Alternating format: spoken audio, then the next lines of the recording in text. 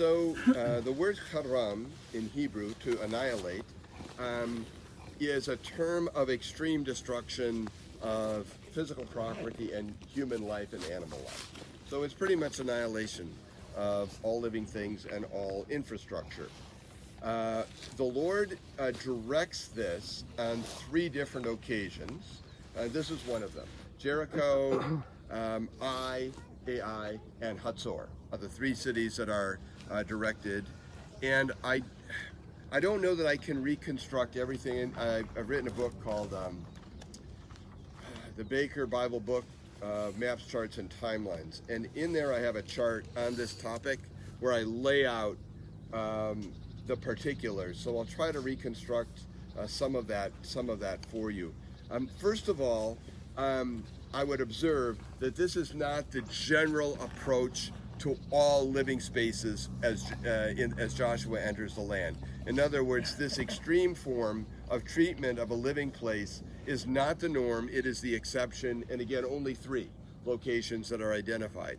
I'm not exactly sure why those 3 were chosen, but they were chosen for those more extreme measures. In terms of the theodicy or the justification of the divine act, I don't have an answer that I'm satisfied with. Why would God say this is necessary? Beyond that, I can say God does all things well, and if He knew for the general scope of the plan of salvation that this had to happen, in those places I'm going to nod my head despite the discomfort I have with it. And I think the third thing I would say, and this is maybe what you were thinking of as well, Daniel, we spoke of this, I don't believe that the Israelite military, when confronted with this, went, oh yeah, great, we get to go wipe everybody out, including the animals and the infrastructure.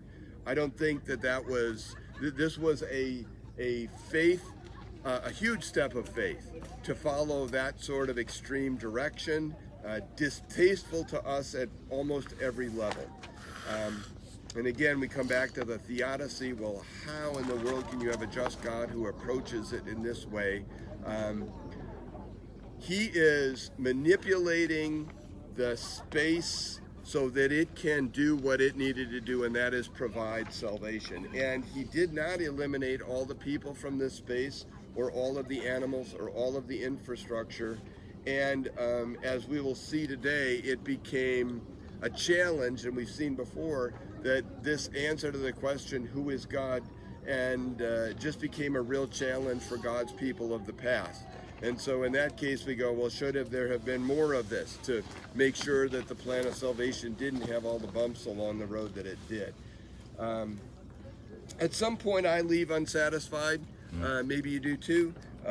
But in the end, I know that there is a divine justice mercy arch that runs the plan of salvation for me, and I know that those extreme measures were in the divine economy necessary to accomplish the end of the plan for everyone. So that's where I finally land at some measure of peace with it. I often think about the health concerns. About the Health. How the health.